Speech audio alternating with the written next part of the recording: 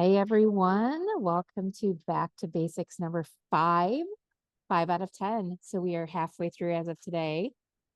And today's topic is evaluating assessments. And that's what we're going to do today is talk about looking at what you have in your courses in terms of how you're assessing your students. Just like with pretty much everything else that if you've attended the other sessions or if you've watched the videos of the other back to basics sessions, I've basically said the exact same thing. I might have used different words, but I've said the same thing, which is take stock of what you're doing in your course. And what I mean by that is you need to like see it all at once. So you get a good idea of this is what I'm doing a lot of. So either do that on a spreadsheet or do it on a piece of paper, a notebook, however you want to do it, but look through every single module that you have and take stock of every single assessment. Anything that you're assessing that matches an objective, okay? And write it down or record it on a spreadsheet. All right.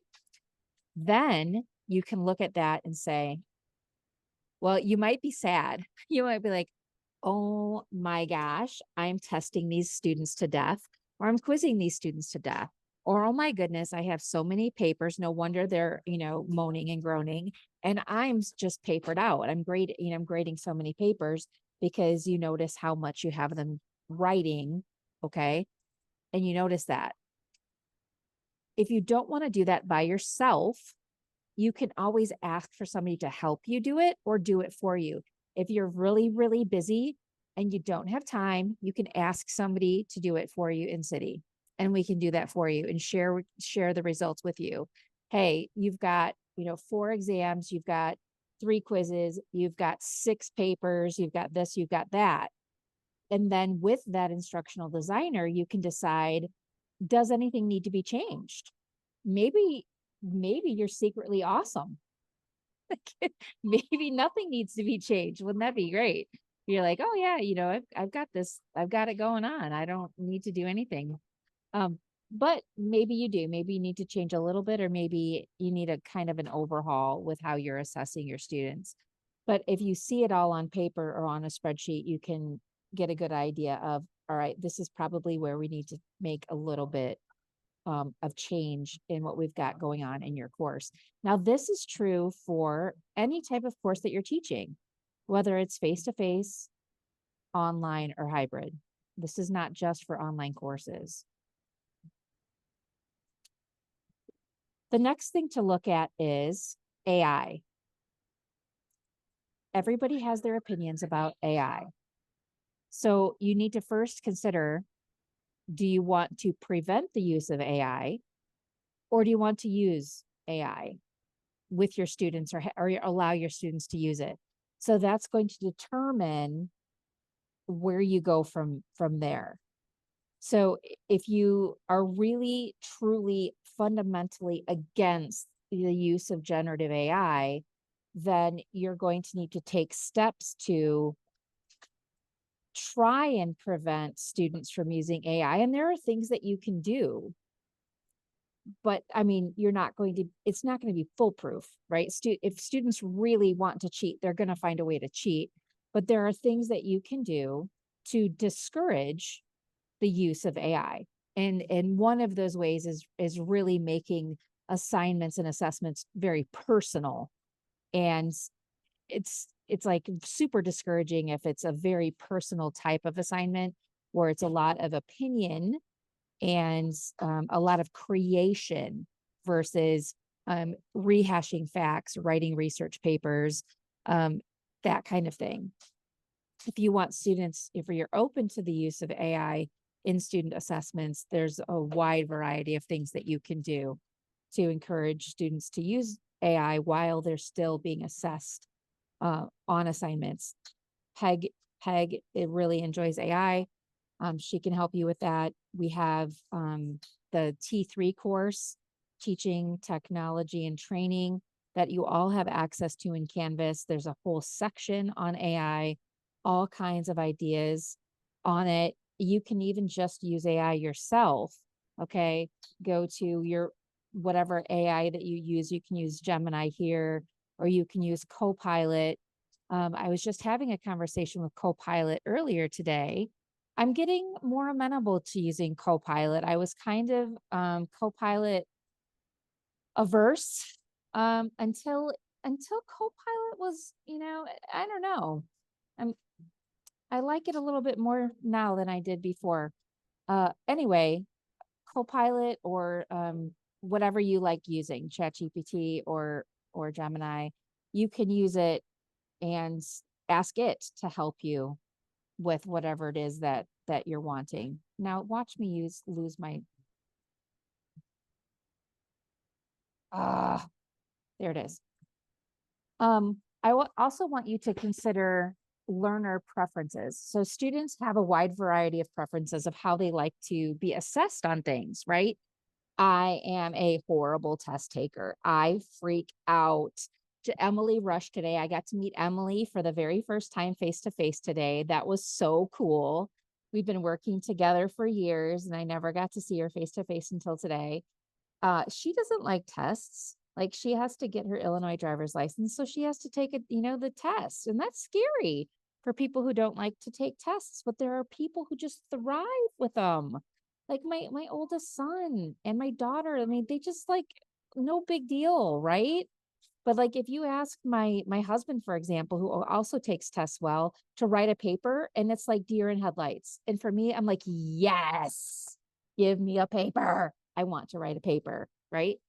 So having variety in your assessments is awesome because that way you kind of reach everybody's preference, and so it's not like leaning hard on quizzes and tests or leaning hard the other way on all writing assignments.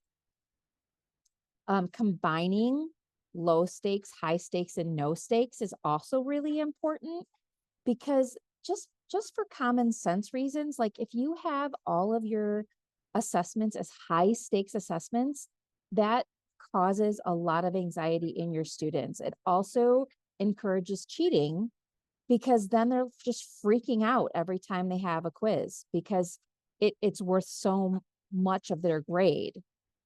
If you look at your point values or your percentage values in your course and you reconsider those values and maybe make quizzes more low stakes and reassign some values, the anxiety will go down and you're still getting grades on, you're still assessing them on things, but you're reducing anxiety.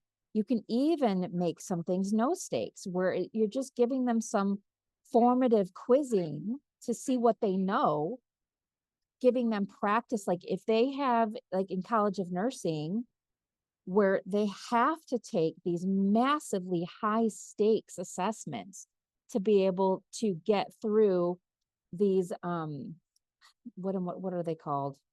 Where they have to get their, why am I having a brain fart?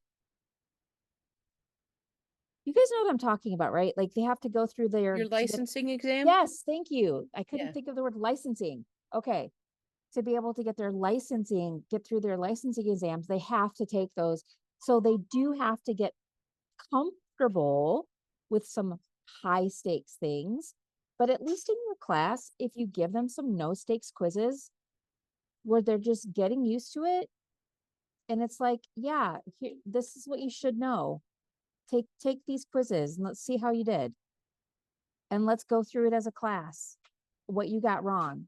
Let's talk about it. Like if you're meeting, whether it's in class or you're meeting through Zoom or whatever, or if not, if you just have a completely asynchronous class, you can go through the quiz data and you can say, almost all of you got number 8 wrong.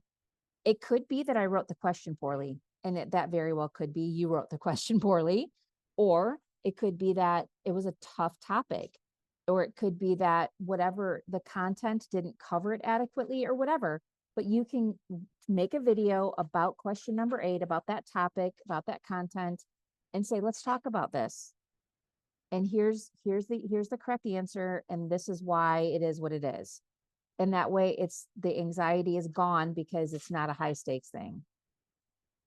Also consider some real world applicability to the things that you assign.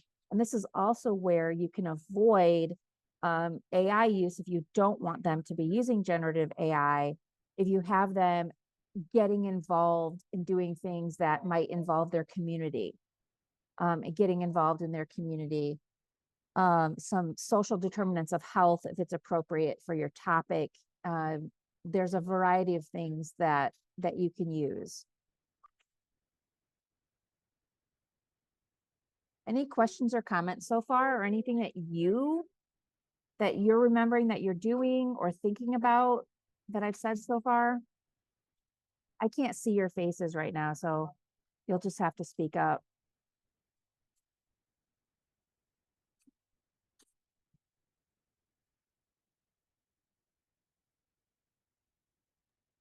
We're all good. Keep going. Okay. So there are so many options for assessment variety. So many. Okay, these are just a couple. My favorite is at the top because I always talk about the semester long project. And here's why it's my favorite thing. If you don't have to give your students practice on high stakes, multiple choice, traditional exams, you don't have to give them. Okay, I'm going to put that caveat out there. Then semester long projects are just super fun. And if you're not really creative, you can always ask an instructor designer help, or you can even ask me. You can come to me if you want and say, hey, this is the course I'm teaching. Or you can ask an AI.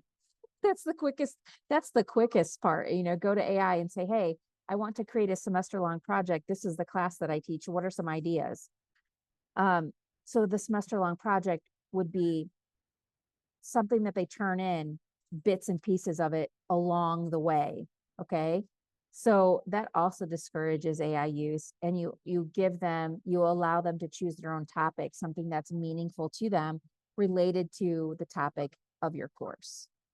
And that way, by the time the course ends, they turn in the big project, right?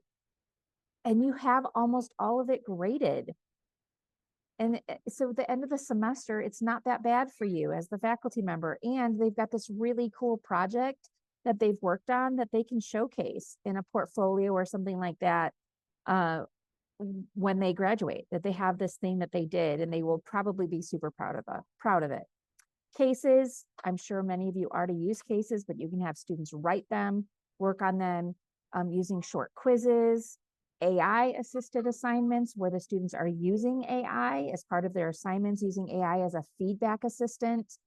That's super awesome. If you've never done it, I consider trying it. If you don't know how to do that, you can Google it, or you can ask somebody in City, or you can ask Emily Rush to help you with that. Having students do presentations or multimedia assignments, that's also another way of avoiding, or not really avoiding, but decreasing the chance of them using AI, is having them create their own presentations. Having students teach each other. So if you teach face-to-face, this is a really great opportunity to give students a chance to teach other students, and having them create the materials to do so. You can even make it a competition. So at the end, they can vote anonymously on, who did the best job. And maybe that student gets like a special thing. Maybe that student gets extra credit or something, or a cookie. Like, I don't know, whatever you want to do, but you can make it a competition to see, who did the best job of teaching the rest of the students. But if you really want some more options, you can always go to AI, or you can just go to Google, type in the course that you're teaching, and ask it for alternative assignments, and you'll get a whole bunch of ideas. You can also go to T3 in Canvas, the Teaching, Training, and Technology. We have a whole bunch of information in there on authentic assessment, which is kind of what I'm talking about. It's just a word. It doesn't mean that everything else is inauthentic. It's like I said, it's just a word.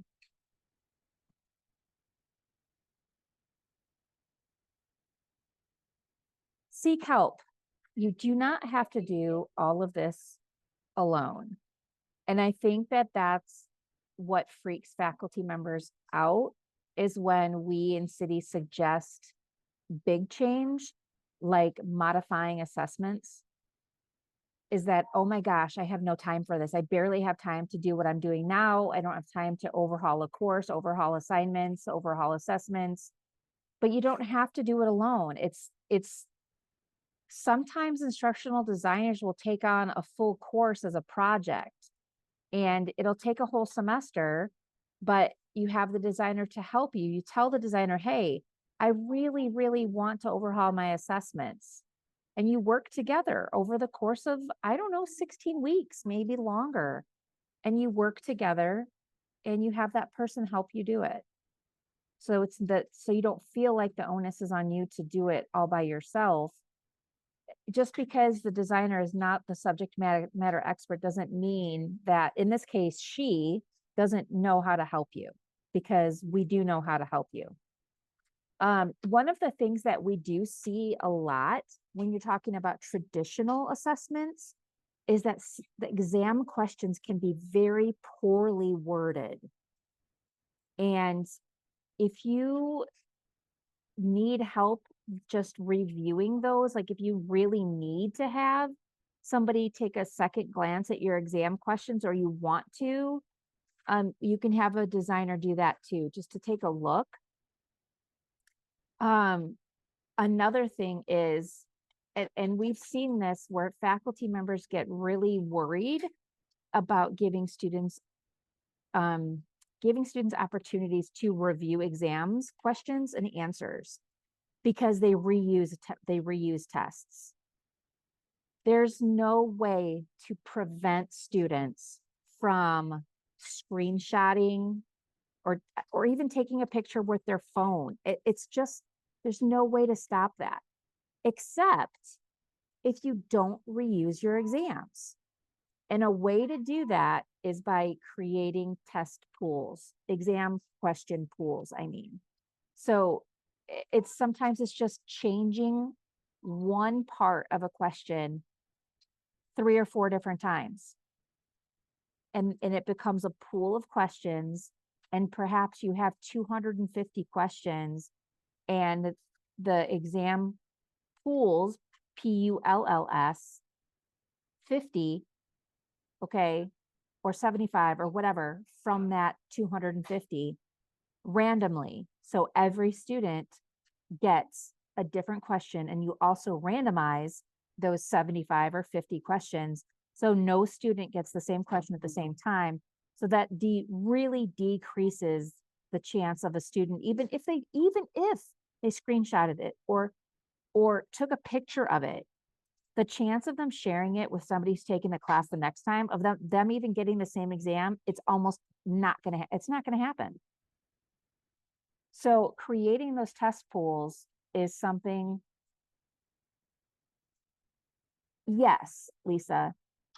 Peg or Lynette, do either of you want to explain that a little bit more about the test pools?